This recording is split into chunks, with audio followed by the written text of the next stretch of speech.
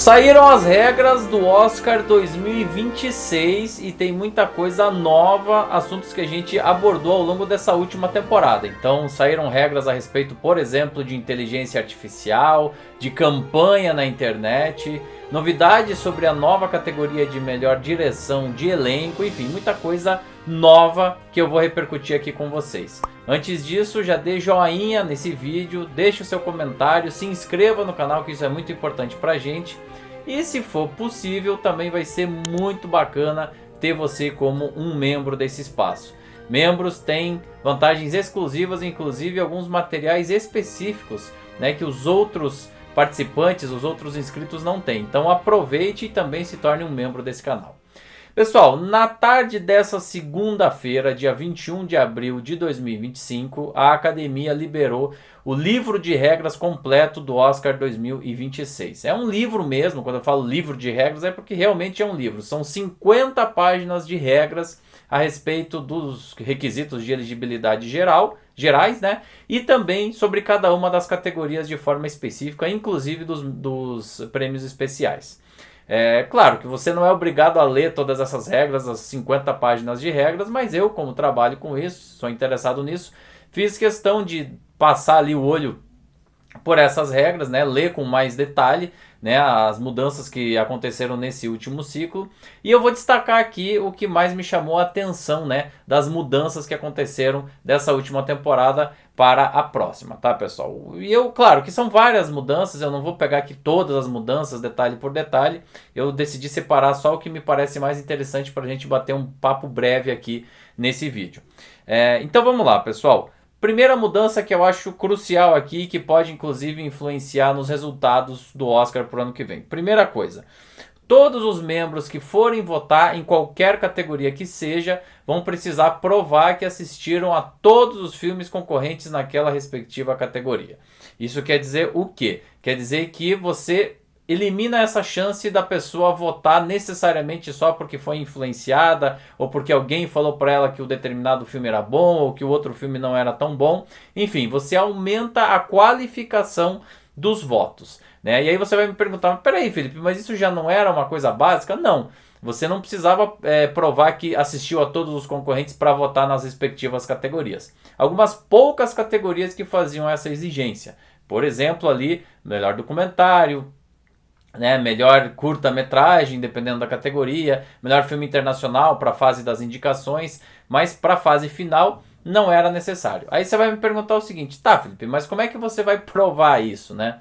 Olha, existe hoje uma espécie de streaming interno, né, dos membros da academia, que se chama Academy Screening Room. Lá todos os títulos, né, concorrentes, eles ficam disponíveis nesse período da temporada de prêmios, então é por lá que o sistema mesmo vai fazer a comprovação se você já deu play, né, se você assistiu ao filme de cabo a rabo. Além disso, normalmente são providenciados alguns eventos no final ali do período da temporada que vão atestar, né, através da presença física mesmo, se você esteve lá ou não, você assistiu os filmes ou não. Qual que é a consequência prática? Bom, você vai ter que entrar em contato com essas obras para poder escolher a sua preferida em determinadas categorias.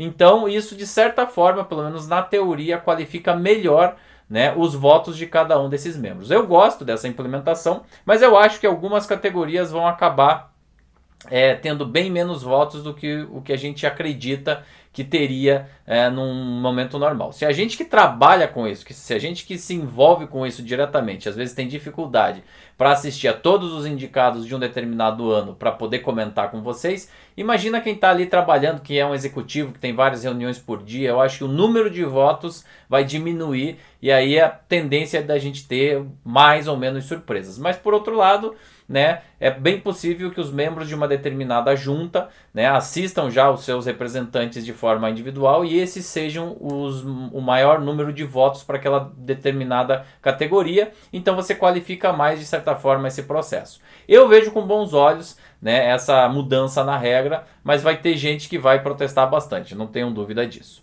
Segunda mudança que eu trouxe aqui para comentar com vocês é o fato de que na categoria de melhor curta-metragem de animação você vai abrir para todos os interessados participarem do processo de escolha dos indicados dessa categoria. Antes dos indicados, a gente tem a divulgação de uma shortlist, né, de uma pré-lista com 15 nomes, e aí dali saía sempre a lista de indicados apenas com os membros da junta de animação, né? Agora, a partir desse próximo ciclo, qualquer membro que se mostre interessado em participar desse processo vai poder fazer isso, não precisa ser necessariamente daquela junta específica. Então ele vai poder escolher os 15 filmes que estão na pré-lista, né? E na verdade ele vai ter que provar que assistiu esses 15 filmes para depois escolher os seus 5 favoritos para a indicação nessa categoria. Eu também vejo com muitos bons olhos, né, essa definição. Afinal de contas, se categorias como curta-metragem de ficção já permitiam que qualquer membro da academia pudesse votar, por que não de animação também? Né? A animação ela é uma técnica, né? Mas ela não é uma especificidade tecnológica que impede os demais membros, os demais profissionais de votar, né? Então vejo com bons olhos essa mudança. Terceira modificação, que aí é uma questão mais de alinhamento. No caso da categoria de melhor fotografia, a gente vai ter uma shortlist, uma pré-lista que vai ser divulgada ainda no mês de dezembro. Até esse último ano, melhor fotografia não tinha essa lista essa lista preliminar de selecionados, né? Algumas categorias têm, né? Nesse último ciclo foram 10 categorias que anunciavam seus pré-indicados antecipadamente, mas melhor fotografia não era uma dessas categorias. A partir então dessa próxima temporada, a gente vai ter um número variável entre 10 e 20 títulos que vão entrar na pré-lista, e aí sim você vai ter os indicados sendo anunciados no mês de janeiro. É bom? É ruim? Olha, sinceramente eu acho que aqui não muda tanto. Eu acho que na verdade a única coisa que vai provocar, né, esse movimento é você ter talvez um interesse maior dos profissionais dessa categoria em buscar fazer a promoção dos seus trabalhos, né? Então você vai antecipar um pouco o processo de campanha mesmo dos diretores de fotografia. Agora, do ponto de vista das chances maiores ou menores, não acho que muda muita coisa. Na categoria Melhor Filme Internacional, a gente também teve uma modificação nas regras que não muda muito as dinâmicas da categoria, mas que eu acho interessante para poder incluir a questão dos cineastas refugiados. Então, a partir de agora, quando o país fizer a sua inscrição, ele pode deixar claro ali no momento, na ficha de inscrição, que aquele cineasta ou aquela cineasta são refugiados, eles estão apátridas, eles fazem parte ali de um processo de perseguição política. Provavelmente isso foi incluído, né, após discussões internas da academia constatarem que alguns cineastas estão sofrendo essas perseguições. A gente teve isso, por exemplo, com o vencedor do Oscar de melhor documentário esse ano. Não foi, claro, no processo de indicação, mas depois que ele venceu o Oscar pelo documentário Sem Chão, ele passou a ser perseguido pelas autoridades de forma lamentável. E o próprio filme A Semente do Fruto Sagrado, ele foi inscrito pela Alemanha esse ano, mas o diretor Azuluf, ele é iraniano, né? E ele é um perseguido político. Então vai ter essa brecha para que haja essa identificação nas fichas de inscrição a respeito de cineastas que estão passando por essa situação. É mais uma colocação da academia do ponto de vista político na tentativa de abraçar, né, de dar um conforto maior para esses profissionais, né, do ponto de vista da seleção em si, dos comitês locais, não muda tanto, mas é uma cena interessante, importante ao meu ver aí por parte da academia. Também teve uma outra mudança que aí eu acho que gerou bastante discussão esse ano e é algo que a gente tem que debater entre a gente aqui para saber até o que vocês acham, deixem aí nos comentários, que é em relação à inteligência artificial, IA. Exatamente, esse ano falou-se muito sobre, poxa, mas o Brutalista usou IA para melhorar o sotaque do Adrien Brody, poxa, mas o Emília Pérez usou IA para poder melhorar a voz da Carla Sofia Gascon nas cenas de canto, né, de canção onde ela interpretava. Isso é errado, isso é artificial, enfim. O que a academia colocou de forma enfática nas regras para o próximo Oscar, que era algo que não tinha, né? Era um ponto omisso aí do regulamento. Olha, A inteligência artificial ela não deve nem ajudar nem atrapalhar nenhum profissional de nenhuma categoria. Ou seja, a inteligência artificial em si não é um problema e também não é algo que vai ajudar deixar um trabalho mais potencialmente oscarizável ou não. Cada junta vai avaliar de forma específica cada caso, cada inscrição e julgar se aquele trabalho é ou não elegível, é ou não passível de desqualificação. Ou seja, o que a academia fez do ponto de vista prático é delegar para as suas respectivas juntas e governadores os casos específicos do regulamento, caso eles ocorram.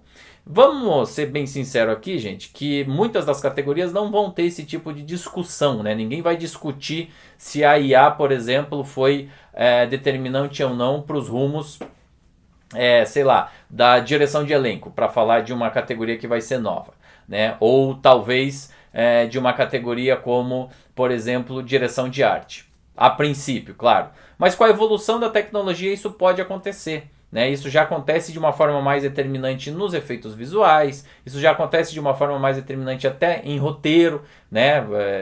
No desenvolvimento dos roteiros e essa coisa toda. Mas as regras da academia elas não devem prever isso. Né? Nesse ponto eu concordo muito com a academia nesse posicionamento. Né? Eu não acho que a inteligência artificial é um problema para a indústria. Na verdade, ela vai acelerar muitas coisas e vai facilitar e até baratear alguns processos. Né? O que a gente precisa prestar atenção é na cópia, no plágio, principalmente em relação aos roteiristas. Agora, você utilizar de ferramentas da tecnologia para melhorar um aspecto do seu trabalho, da sua obra de arte, isso eu não vejo problema algum, absolutamente algum. Claro, de novo, temos que resguardar a propriedade intelectual, os direitos autorais. Essa é uma preocupação que muitos profissionais têm e que eu também tenho. Mas a partir do momento que a gente consiga fazer essa regulamentação de uma forma adequada e tomar todos os cuidados, por que não utilizar a inteligência artificial para melhorar um ou outro aspecto? E aí eu vou até mais atrás lá, nos primórdios do cinema, no grande cinemão de estúdios de Hollywood, décadas de 40, 50, você tinha dublagem de várias atrizes e atores que não conseguiam cantar de forma apropriada. E aí, o filme deixou de ser interessante por causa disso? Eu acho muito complicado, sabe? As pessoas elas estão levando muito nos extremos essa questão da inteligência artificial.